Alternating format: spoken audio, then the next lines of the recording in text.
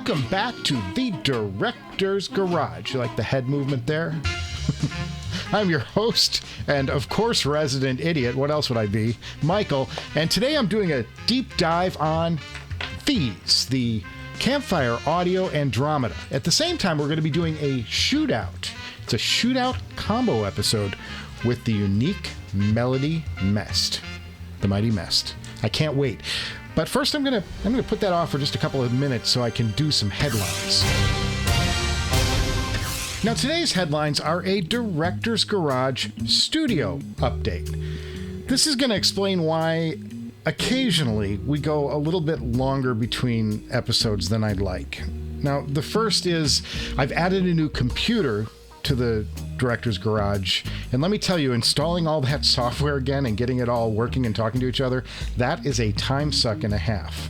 Now, the reason for the new computer is that, folks, I have cut every episode of the Director's Garage up to and including episode 50 on this, an old trash can Mac Pro from, wait for it, 2013. That's an 8-year-old computer, if you do the math. And I feel sad for this thing. I have absolutely, positively abused it. This computer has been on for about 18 hours a day for the past year. I'm going to take a little part and show you some stuff. It's been processor swapped. I've taken the processor out. This is the back side of the processor right here. I've taken the processor out, put a different processor in it. I have upgraded the memory, I have upgraded the drive, and I have created a clone of the drive because this thing got unreliable. I've taken this computer as far as I can possibly take it. It even smells like that burnt electronics smell. But that's what happens when you run it this much. And the main thing is that's been troubling is that this card right here, see, underneath this shroud, this Darth Vader-y looking shroud, this is actually 3 cards held together like a triangle. It goes 1, 2, or 1, 2, and then 3. Okay, and this is the third part of the triangle. This is just a plate. It's a cosmetic plate. And this card here has the I/O on it, and the FireWire buses have been slowly dying. It's been a real pain because I've had discs that drop off at random. I've had monitors that sort of go off for a while. Don't know where they go. They just stop working. And then I had a monitor die, so I had 2 problems at once I was trying to sort of navigate and figure out. But it turns out this bus is dying. And I can fix this and try and get it working again just by replacing the card. I have a bunch of spare parts for these things because things are always going wrong. But it was time. It was just time to move on and get something newer and faster that can keep us going for the next 50 episodes. So meet the new Director's Garage brain.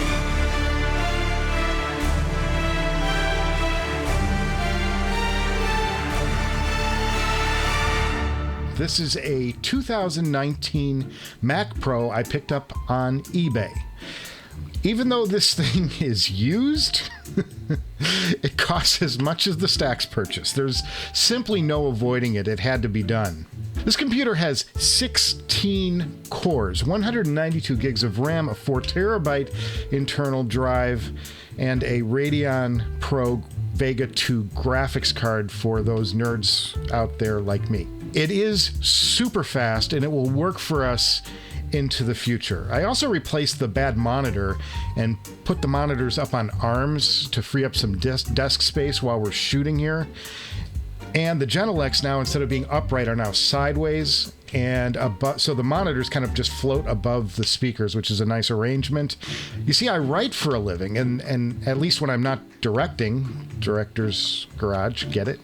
Anyway, that's what our next headline is about. I have to work to be able to support this channel. It's expensive. And I have to afford the house too, and the marriage, and of course, Howley. And sometimes I can't post because things get too busy or I'm out of town. This is the case last week. I got sent on an assignment to direct an interview. The segment hasn't aired yet on Entertainment Tonight, so I can't show any of it to you. But yeah, I work for ET, for those of you who haven't Googled. I've been directing their field shoots for about 15 years or so, and before that I was one of their editors. Go figure.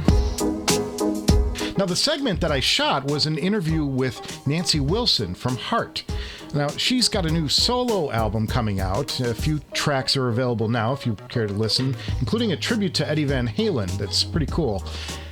And she did the interview in the same outfit she's wearing on the cover of her new album. And that's the car from the cover of her album, too. So it was kind of cool to get to pose with her there.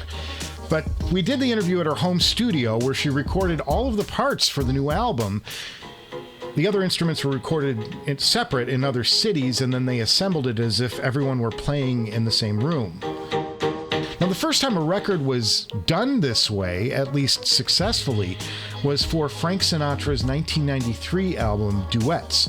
It was near the end of Frank's career, and he wasn't getting around terribly well. So the other singers, it's called Duets, so they were, duet recordings, recorded their parts alone, and then it was stitched together in the studio later. It was a very successful album.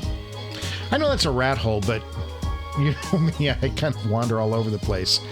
But if you ever wonder why I'm not posting 3 times a week, it's because I have a job that pays to keep the director's garage afloat.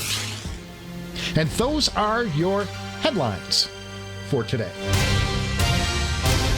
So on to the business at hand. Now, the Mest enters the battle as the reigning middleweight champ, and my choice for best price for performance IEM.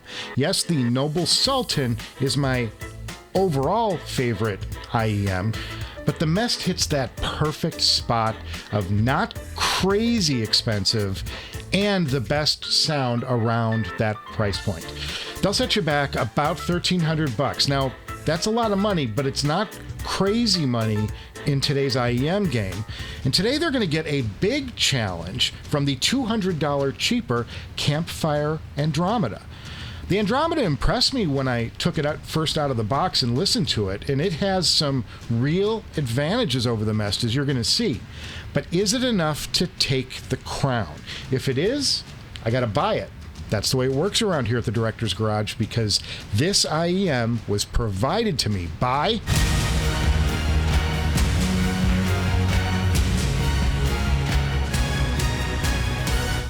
Audio 46. It's in the thumbnail. Audio 46. Folks, Audio 46 is the place. I don't know what's wrong with me. It's the place to go if you want the best deal on anything headphone related. They are your personal audio superstore. They have whatever rocks your world. Seriously, from the new Bowers & Wilkins Pi 5 and Pi 7. Is it Pi 5 and Pi 7, or is it PI, like private eye? Anyway, they have those. They have the Focal Stellia, which I want so badly. I can taste it. Or that Estelle & Kern SA700 in Vegas gold, baby. You'll find it all at Audio 46. They are a partner. And here's the cool part. You guys can get 5% off most brands by using the coupon code Director's Garage. All one word, right here, bottom of the screen. You put that in at checkout. Click on the affiliate link below. It also kicks a little back to us, which is helping me after Stack's mayhem. But that savings, that 5% savings adds up really fast. Audio 46 really is the best in the business, and I am so thrilled that they have joined us on this ride. Now, I'm going to start off today's sound check and shootout with Ergonomics, of course. That's what I always do. Well, we check out the cases. I can't say enough great things about the Campfire Andromeda's case. It's a clamshell, but just look at the material. This is I actually thought when I first saw this, I thought this was treated leather.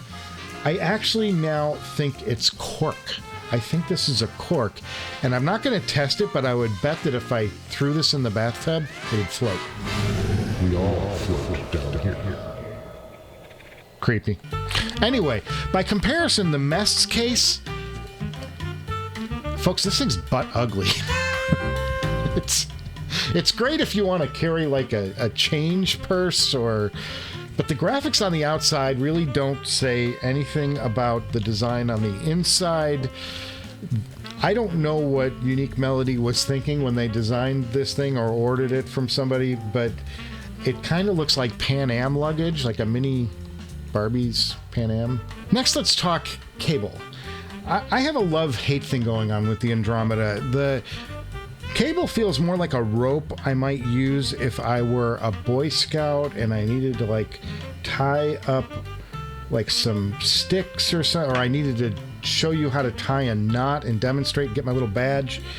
It's this cool military green, and it comes with MMCX connectors at the end. But check this out. These are done right. When you connect these two, it knows spinning. See this? It stays wherever you leave it. This is MMCX done right, not like the Mezerai, which spin around at random. So these always stay oriented to your ear. Now that's the love. The hate, it's too thin. It's so close. It's too thin. When it breaks down past the 4 and it gets out of this kind of cool twisty thing that I called the rope, it breaks down to these minis, and they really needed to go with a thicker gauge.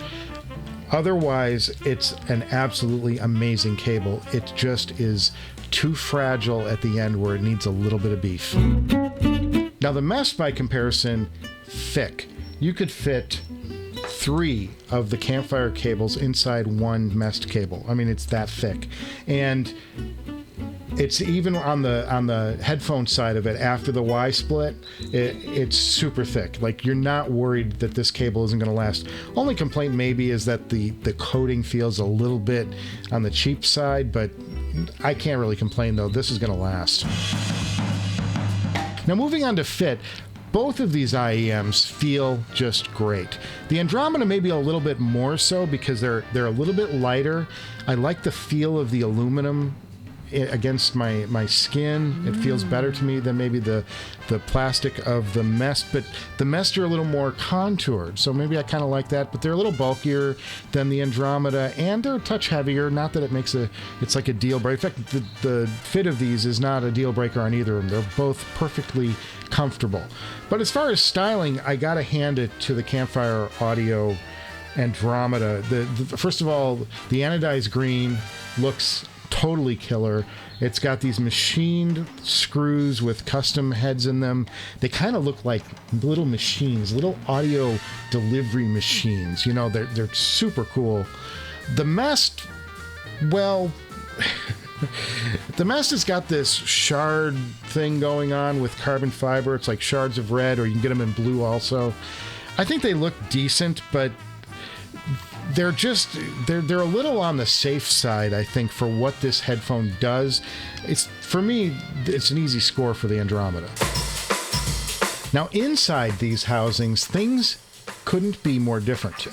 The Andromeda has 5 balanced armatures, 2 low, 1 middle, and 2 high frequency. The IEM revolution started with balanced armatures, and it's a solid and it's a safe choice. It's a safe approach to designing an IEM. The downside, they're not going to dazzle you in a few areas, as we're going to see, but it does make for a synergistic musical experience that is perfectly enjoyable. Now the Mest is a mess. Get it? Mess. Of a hybrid design. There are 8 drivers jammed into this thing. 8 of them. Let's count them down. There is 1 dynamic driver low. There are 2 balanced armature mids. There are 2 balanced armature upper mids. There are 2 E-stat tweeters, and wait for it, a bone driver.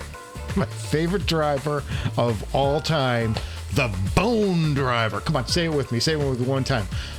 Bone driver. I feel that. I don't know why I get a kick out of that.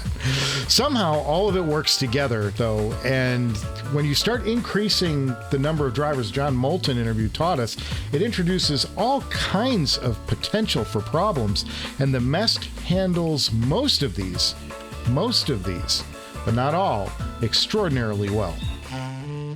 Now, tuning-wise, the Andromeda has what I would describe as a shallow V.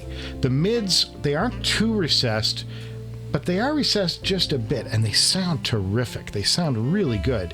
I found myself really enjoying music on these. In fact, much in the same way that I listen to the Mest. I don't track seek with either of these IEMs. What happens to me, it's like I don't go, oh, I want to hear what that sounds like, or I want to hear this group or that album or whatever. I found myself listening longer into any one single album. It's like I put it on, and the next thing you know, I'm like 4 or 5 tracks in, and I'm going, no, maybe I should change it, but I'm really enjoying this. And that's good, because that tells you that both of these are delivering music in a really not offensive or not in your face kind of way. They're really enjoyable is what I'm saying. Now, the Mest is a deep V instead of a shallow V, and it's a darker tuning. And add on top of that, there's this layer of gloss on the top layer from the eStat tweeters. It is quite a show. It's easy to hear why these headphones are so hard to beat at this price. But when we get into sound properties, we're going to see the Andromeda build up a quick advantage. And we're going to start with imaging, because the Andromeda puts on quite a show. They image as well as earphones that cost hundreds more. There's a precision going on here that isn't lost on me, and this is a worthy set at $1,100, and people will and should love these.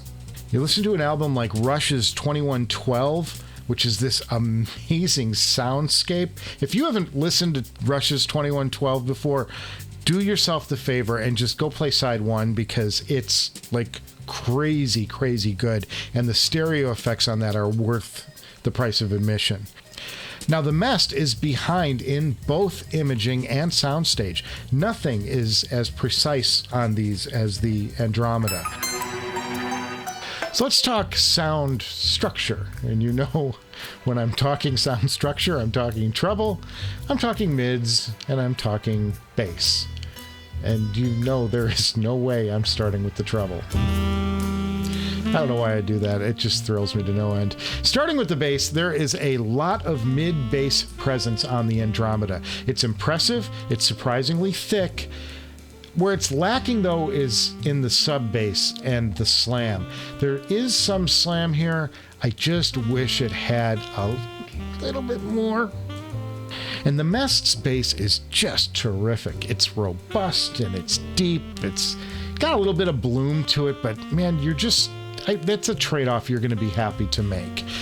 It's got slam and slam and slam. That's just a delight to experience. The Andromeda has good bass response, but it doesn't wow you in the way the Mest does. The Mest is just like it's shock and awe. It punches, it bites, it takes a chunk out of your leg, and then it walks home with its prize. I have no idea what that means. But it's head-thumping goodness, and it's the clear winner. Now, the mids on the Andromeda seem about as good as they can be. Very, very fast. Shallow dip in the middle, perfectly pleasant. Nothing at all seems out of sorts. It handles anything and everything you throw at them with proficiency. And that's one of the stories of this headphone, is it's proficient.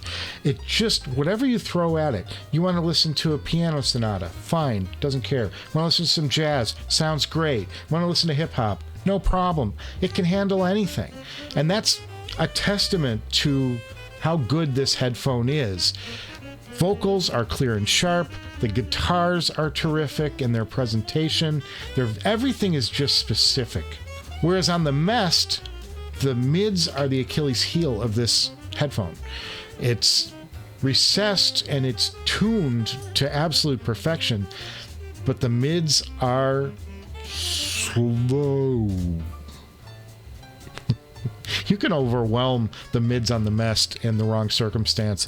The Andromeda, keeping it simple, simply wins the mids. And that leaves us with treble, and the treble is good on the Andromeda. When it hits a cymbal, it's got a nice crash, a nice impact to it. The decay off of that is beautiful. You know, with the speed of these things, anything with decay is fantastic. It's just not exactly special either, though. It's good. It's very good. And that's, at this price point, I want extraordinary. And that's the problem, is that the Mest delivers extraordinary. It's got extraordinary crispness. There's a visceral quality to the treble.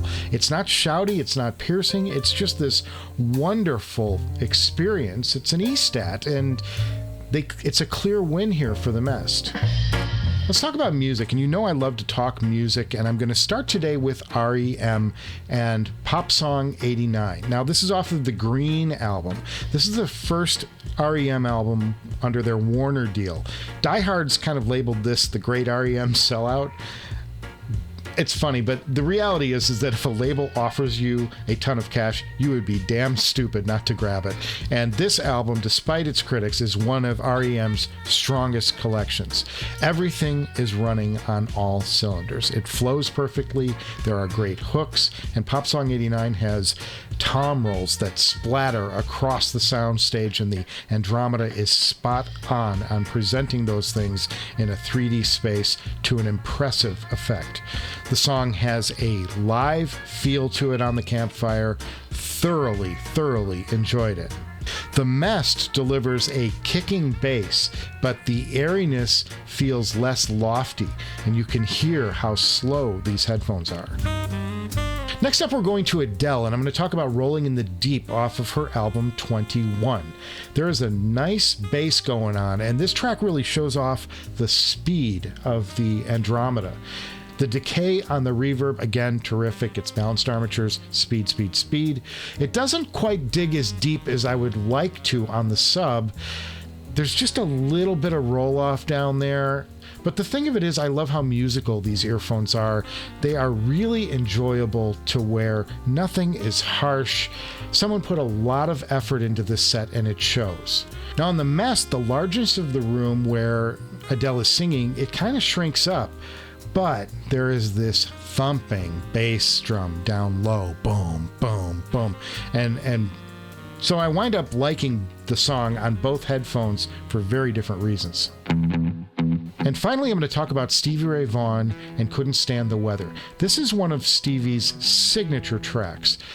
They call it heavy gliss, what he does on the top of the guitar. If you listen to these little shoots up and down the neck, it's just hypnotic. And on the Andromeda, things sound so smooth, and there are terrific placements of the instruments around you. It's got good, solid low end. It's a great experience. But here's a track that shows you why the Mest is so darn popular. When the bass hits, it hits huge. It hits big. It wallops. When the snare snaps, it just pops in your head. It's amazing effect, and it doesn't give you the around the head soundstage thing that the Andromeda does, but what you hear is extraordinary, and it's immersive. And the Andromeda, by contrast, kind of sounds a little bit ordinary. And that's really what it came down to for me when I was deciding on a winner. The Mest keeps me more immersed. Even with its little bit of congestion in the mids, I am more inside the music with the Mest, and it's going to retain its title today. Now, the Andromeda has its place, and if you're looking to shave a few $100s off the price of the Mest and gain a better soundstage and better imaging, then the Andromeda is your choice. It's a beautiful, well-designed headphone, and I've enjoyed having them. They do nothing offensive. At the same time, they don't wow me with my favorite music the way the Mest does. So I hope you enjoyed today's sound check and shootout of the Campfire Audio Andromeda. And if you really liked it, how about subscribing? There are worse things you could do. We're having so much fun here. I just want to see it expand and grow so that we can continue to bring you shootouts like this one.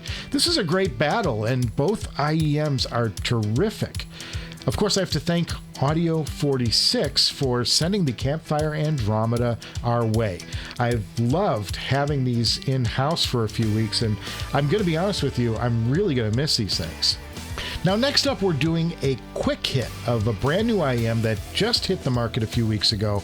I can't wait to show that one off. Then I've got a big reveal of a hot category headphone over-ear that's been rocking my world.